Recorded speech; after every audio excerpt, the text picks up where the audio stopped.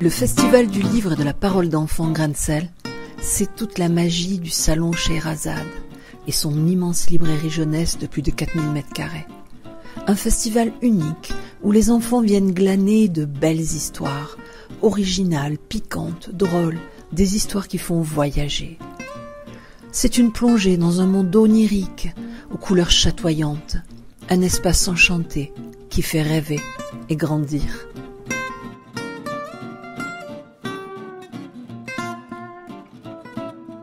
Grain de Sel, ce sont aussi des échanges avec des auteurs, des illustrateurs, des conférences, des dédicaces.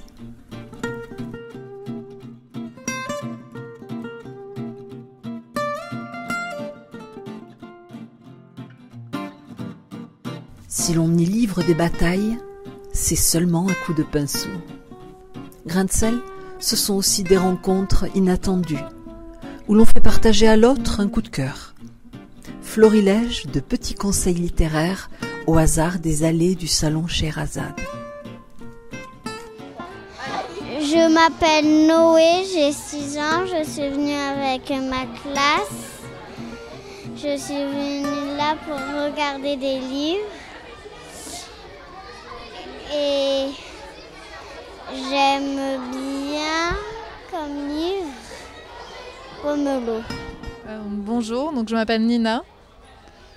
Je vais vous présenter un livre qui s'appelle Le livre noir des couleurs, écrit en alphabet braille. Et donc ça décrit la sensation que Thomas a des couleurs. Et c'est vraiment un très beau livre qui parle à beaucoup d'enfants. Pas seulement ceux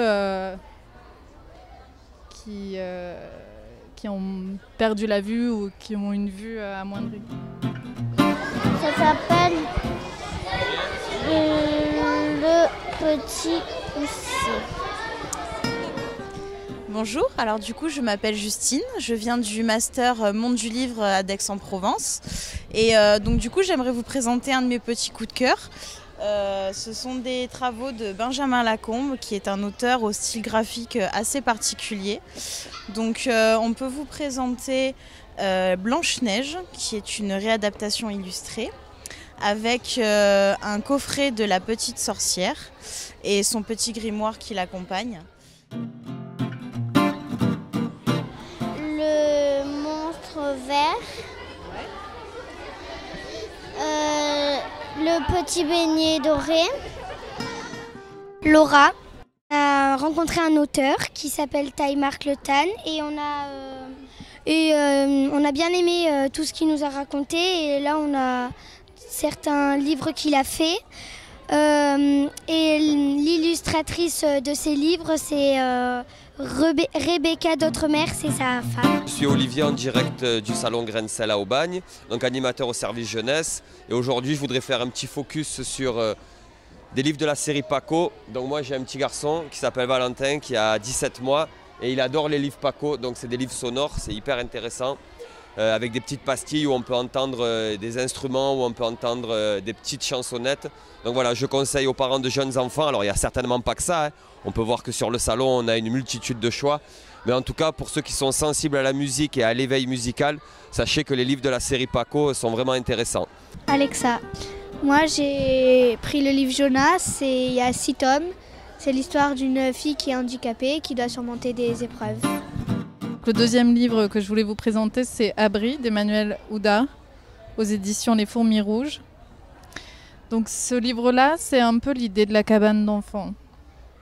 C'est-à-dire, c'est un lieu, comme beaucoup de livres finalement, c'est un lieu dans lequel on se retrouve pour réinventer le monde ou s'en protéger ou le transformer. Donc c'est l'idée d'un abri.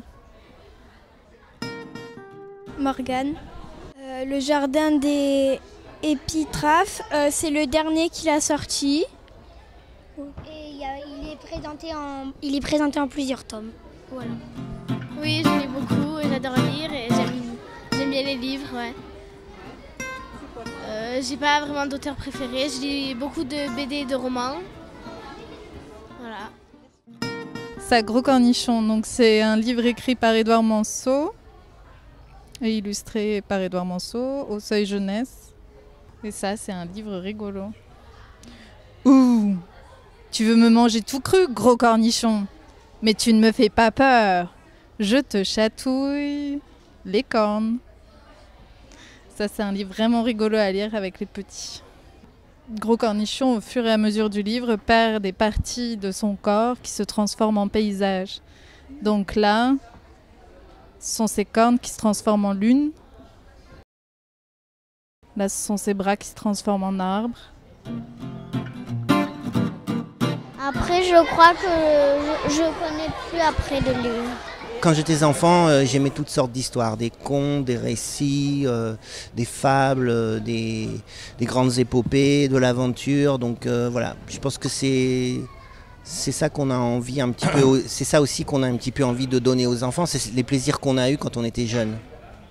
Nous avons écrit des poèmes pour le cours de français. Le prof, ça lui a bien plu. Donc on en a écrit d'autres. Nous sommes 30 élèves à avoir participé à ce projet. Chaque élève a au moins 2 poèmes dans ce livre.